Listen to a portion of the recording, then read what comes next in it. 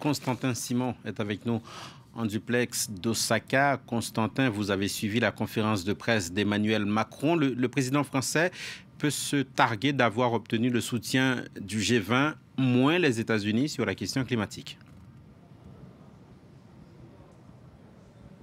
Tout à fait. Emmanuel Macron l'a reconnu il y a quelques minutes. Cela a été très difficile. Les négociations ont été très dures.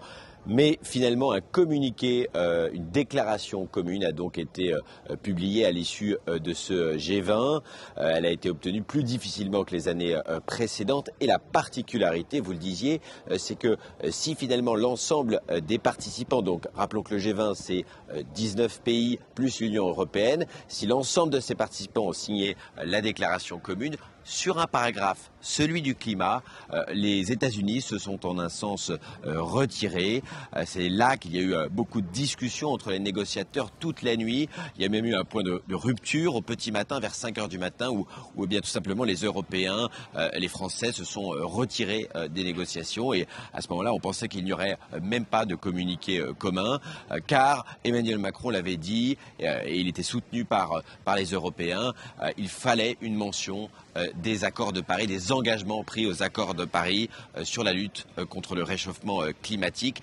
Et cette mention est bien dans le texte final du G20, l'irréversibilité finalement de ces accords de Paris, comme dans les G20 précédents. À un moment, il y avait des inquiétudes parce que certains pays étaient, on le pensait, Emmanuel Macron le pensait, il l'a reconnu en conférence de presse, en train de rejoindre le camp des États-Unis, la Turquie notamment, ou même le Brésil. Mais finalement, c'est simplement les États-Unis qui ont refusé de signer, de participer à ce paragraphe. Il y a une mention dans le texte de leur retrait de ce paragraphe.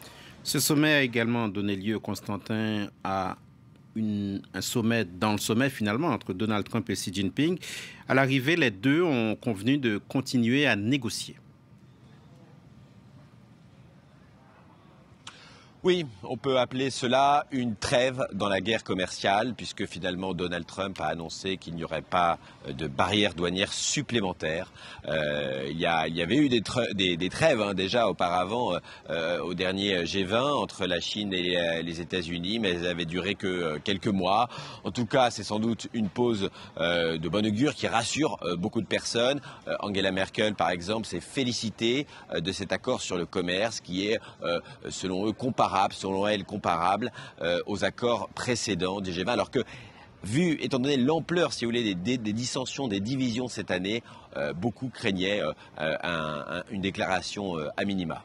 Merci, Constantin Simon à Osaka. Voilà pour le G20.